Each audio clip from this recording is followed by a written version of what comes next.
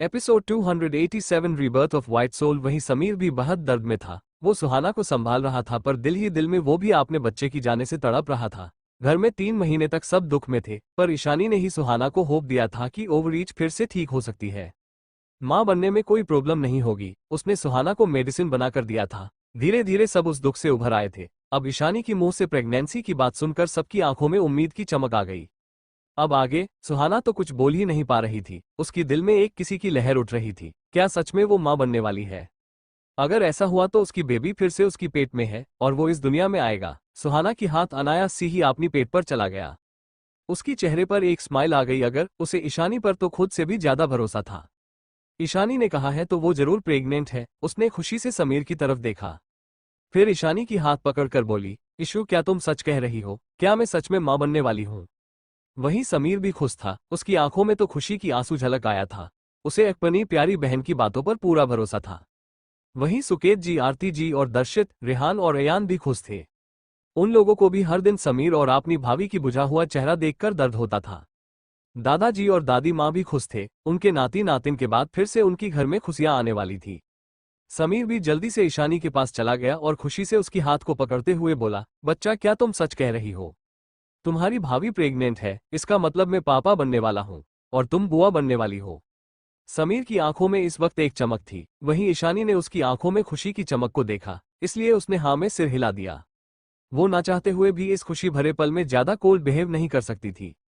और ये झूठ भी तो नहीं है ना कि वो सच में बुआ बनने वाली है। और तो और सुहाना ने उसके साथ तो कुछ भी नहीं किया और जितना उसे याद था उस जन्म में भी सुहाना के साथ समीर की शादी हुई थी।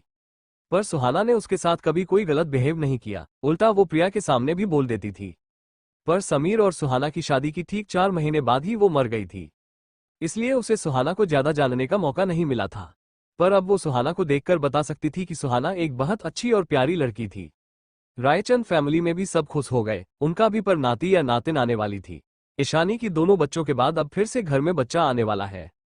सबने सुहाना को घेर लिया। वाह भाभी, जल्दी ही आपका छोटा बेबी इस घर में होगा। रेहान और अयान खुशी से बोले। दर्शित भी बोला, भाभी भाई मैं आप दोनों के लिए बहुत खुश हूँ।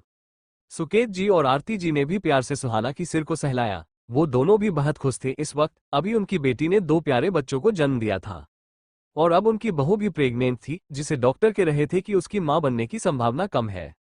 भले ही ईशानी उनसे नफरत करे, भले ही दोनों बच्चों को उनसे मिलने ना दे, पर वो ईशानी की बच्चों को दूर से देखकर भी खुश हो जाते थे। और अब तो उनकी बहू की भी बच्चा होने वाली है।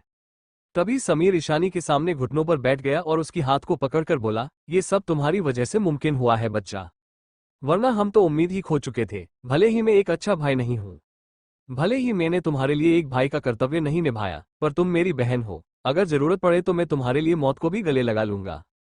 उसकी बात सुनकर वहां खड़े सबकी आंखें नम थी। ईशानी की दिल में भी उथल पुथल मच गई थी। वो मर के वापस आई थी पर वो ये तो नहीं चाहती थी कि ये सब भी मर जाए। जिसने उसे मारा था उसने उसे अपने ऊपर हुए हर एक चोट और दर्द का बदला चुकाया था। ईशानी ने प्रिया की शरीर की हर एक जगह से खून बहाया था। तभी बटलर जल्दी से हॉल में आया और बोला, सर वर्मा फैमिली और सौदामिनी मैम सब यहाँ आ गए हैं। उसकी बात सुनकर दादाजी का खुशी भरा चेहरा एक पल में ठंडी हो गई। बाकी सबका भी यही हाल था। समीर ईशानी के पास बैठ गया। वहीं मोक्ष अभी भी शांत बैठा हुआ था। तभी सौदामिनी जी और पूरा वर्मा फैमिली के लोग अंदर आए। सौदामिनी जी के चेहरे पर एक बड़ी सी स्माइल थी, जैसे वो किसी शादी फंक्शन में आए हो। ये देखकर सबकी आंखों में खून उतर आया। इतना सब कुछ करने के बाद भी ये बूढ़ी औरत कैसे बिना चिंता के मुस्कुरा रही है, जैसे इसने कभी कुछ किया ही ना हो और सभी बातों से अनजान हो। अफसोस यहाँ खड़े सभी लोग सौदामिनी जी की असली चेहरे को अच्छी तरह से जानते थे। सौदामिनी जी के पीछे पीछे उनके पति नारायण वर्मा जी चल रहे थे और उनके साथ उनका बेटा संजय वर्मा और उसकी बीवी तुलसी जी भी आ रही थी। संजय जी और तुलसी जी का बेटा रोहित भी यहाँ आया हुआ था और उसके साथ स्नेहा भी थी, जिसकी अब खोने मोक्ष को देखते ही चमक आ गई थी। सौदामिनी जी हॉल में आ गई और दादाजी दादी माँ को देखकर हंसते हुए बोली, भाई भाभी आज यहाँ सभी लोग मौजूद हैं। क्या कुछ खास हुआ है या दर्शित की शादी है? आप सबने हमें इतनी जल्दी में क्यों बुलाया? उसकी सब देसे चाशनी से भरे हुए थे, देसे वो अपने भाई भाभी से कितना प्यार करती हो। पर सबको पता था बाहर से स्वीट दिखने वाली ये बूढ़ी कितनी ज्यादा जहरीली और खतरनाक है। बात तो होना ही है, पहले आप सब बैठ जाए, दादी माँ ने व्यंग से कहा। पर इनकी टोन को अभी भी सौदामिनी जी समझ नहीं पाई और सब आराम से सोफे पर बैठ गए। वहीं स्नेहा अपनी बालों को काम के पीछे करते हुए मोक्ष को देखते हुए बोली, हेलो मिस्टर राजवंश। पर मोक्ष ने उसकी तरफ देखा भी नहीं, जैसे उसे स्नेहा की आवाज सुनाई ही ना दिया हो। स्नेहा फिर से धीट की तरह बोली, मैंने सुना है आप और ईशानी एक साथ रहते हो। उसकी बात सुनकर मोक्ष और ईशानी दोनों ने उसे ठंडी नजरों से देखा। मोक्ष अपनी कोल्ड आवाज में बोला, क्या मैं तुम्हें जानता हूं? तभी ईशानी भी बोली, मेरे हब्बी को पसंद नहीं कि कोई भी एरा गेरा उनसे बात करे और हम दोनों के रिश्ते के बारे में पूछे। वहीं संजय जी स्नेहा की इस घटिया बिहेवियर से चीड़ गए। वो एक सिद्धांत पर चलने वाले इंसान थे, नारायण वर्मा की तरह। उन्हें ये सब पसंद नहीं था। वो कैसे स्नेहा की इशारे को समझ नहीं पाते। वो गुस्से से बोले, स्नेहा चुप रहो, क्या तुम उन्हें जानती हो? आपने डैड की बात सुनकर स्नेहा ने आगे कुछ नहीं कहा, ऊपर से वो ईशानी और मोक्ष की आवाज और आंखों को देखकर ही डर गई थी। वहीं तुलसी जी ने भी निराशा से सिर हिला दिया। स्नेहा को उन्होंने सुधारने की बहुत कोशिश की थी। पद अपनी दादी माँ के साथ ही स्नेहा ज्यादा रहती थी और तुलसी जो को लगता था दादी माँ की वजह से ही आज स्नेहा इतनी बिगड़ गई है, जो कि पूरी तरह से सच भी था। सौदामिनी जी ने स्नेहा को बचपन से ही बिगाड़ दिया था। वहीं सौदामिनी जी भले ही मोक्ष से डरती थी, पर मोक्ष और ईशानी का बिहेवियर उन्हें बिल्कुल भी पसंद नहीं आया। तभी नारायण जी सिचुएशन को इतना गंभीर होते देख शांत स्वर में बोले, रविकांत जी आपने हम सबको अर्जेंटली क्यों बुलाया? क्या कोई खुशखबरी है? क्या दर्शित की शादी है या कोई और खुशखबरी है? अगर कोई प्रॉब्लम है तो आप हमें बता सकते हैं, हमसे जितना हो सकेगा हम मदद करेंगे। उनकी बात सुनकर रविकांत जी में दिल ही दिल में आह भरा। नारायण जी एक बहुत अच्छे इंसान थे और इन सालों में उन दोनों के बीच दोस्ती हो गई थी। उन्हें सौदामिनी का करतूत उनके सामने बहते में शर्मा रही थी।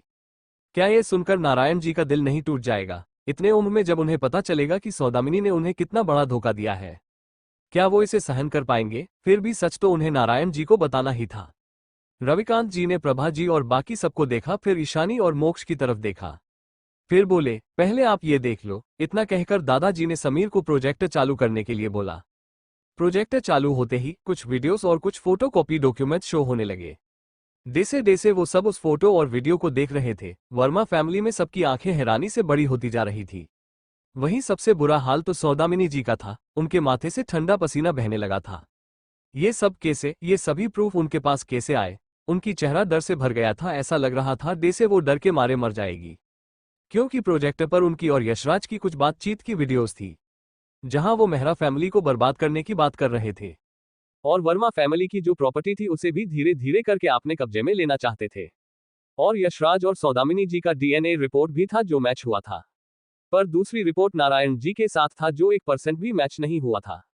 लास्ट में तो एक ऐसा वीडियो था जिसे देखकर मेहरा फैमिली भी चौंक गई थी। सुहाना और समीर की आंखों में आंसू आ गए थे, क्योंकि उस वीडियो में दिख रहा था कि प्रिया अपनी रूम में सौदामिनी जी से बात कर रही थी और सौदामिनी जी ने ही उसे सुहाना को सीढ़ियों से हीरा कर उसके बच्चे को और उसे मारने को बोला था, ताकि मेहरा फैमिली का बारिश इस दुनिया में ना आ पाए।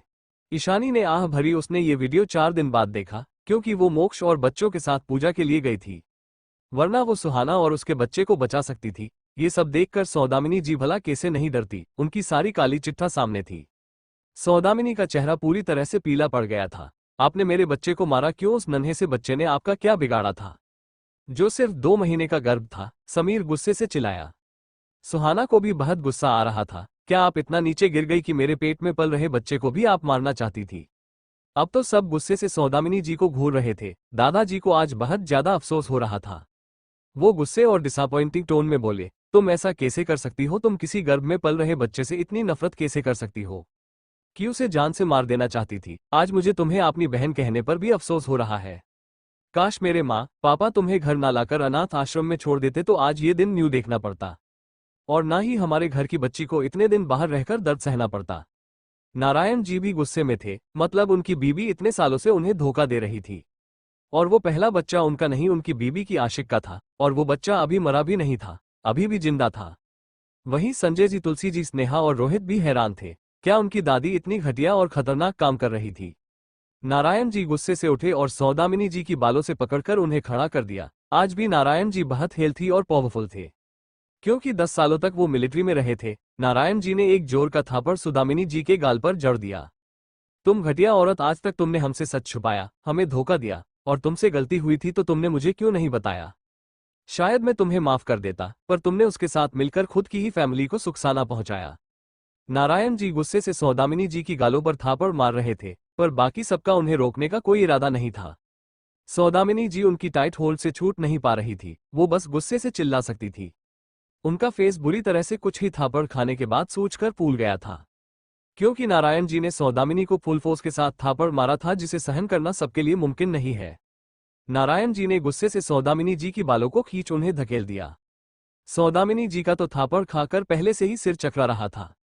उन्हें समझ नहीं आ रहा था वो कहाँ गिर रही है। वो सीधा जाकर टेबल के पास गिरी। उनका सिर भी टेबल से लगकर कटकर खून बहने लगा था। आपने मेरे बच्चे को मारा। मैं आज तक सोच रही थी कि मेरी गलती की वजह से मेरा बच्चा मुझे छोड़कर चला गया, सुहाना गुस्से भरी आवाज में बोली। अगला एपिसोड जल्दी आएगा। टू सब्सक्राइब करो मेरे चैनल एडिशन को और हाँ लाइक कमेंट शेयर करना ना भूले। मिलते हैं अगले एपिसोड में। जल्दी से 7K सब्सक्राइबर करवा दो।